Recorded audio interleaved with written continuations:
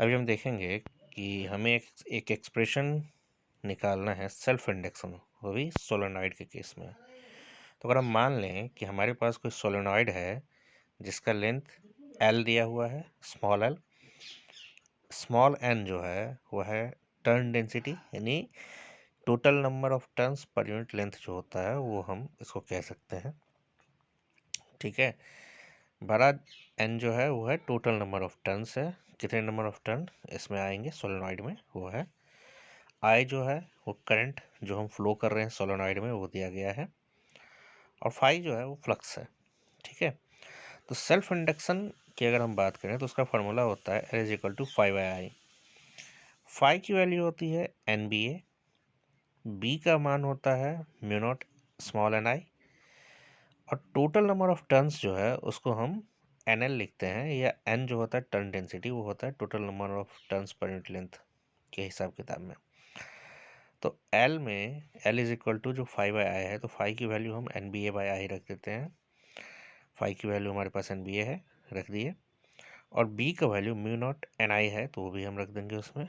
तो हमारे पास L is equal to आ जाएगा mu not an square A L divided by I. अब अगर मान लिया जाए कि ये जो सोलेनॉइड दिया गया है, इस नंबर ऑफ टर्न्स जो अब आप फिगर में देख रहे होंगे, उसमें अगर कोई मटेरियल हम उसमें इंट्रोड्यूस कर दें तो म्यू आर से वो टोटल नंबर ऑफ ये जो आपका सेल्फ इंडक्शन जो होगा वो एल इज इक्वल टू वो म्यू आर से मल्टीप्लाई हो जाता है। तो हमारा हो जाएगा अभी mu naught mu R N square A L by L, हमारा टोटल जो है वो फार्मूला हो जाएगा।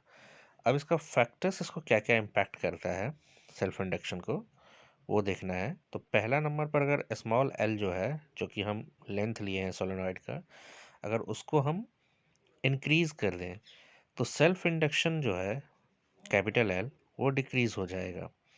अगर एरिया को इंक्रीज करते हैं तो कैपिटल एल इंक्रीज होगा, क्योंकि डायरेक्टली प्रोपोर्शनल है एरिया के, लेकिन इन्वर्सली प्रोपोर्शनल होता है self induction length of solenoid के। ठीक है, तो इसलिए लेंथ ऑफ सोलेनॉइड बढ़ाएंगे तो सेल्फ इंडक्शन घटेगा, एरिया बढ़ाएंगे तो सेल्फ इंडक्शन बढ़ जाएगा।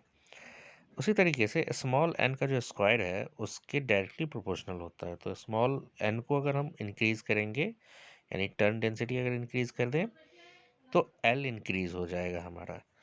और अगर हम एक मटेरियल इंट्रोड्यूस करते हैं सोलेनॉइड में, तो सेल्फ इंडक्शन में जो चेंजेस होंगे वो म्यू आर टाइम्स के बराबर होगा।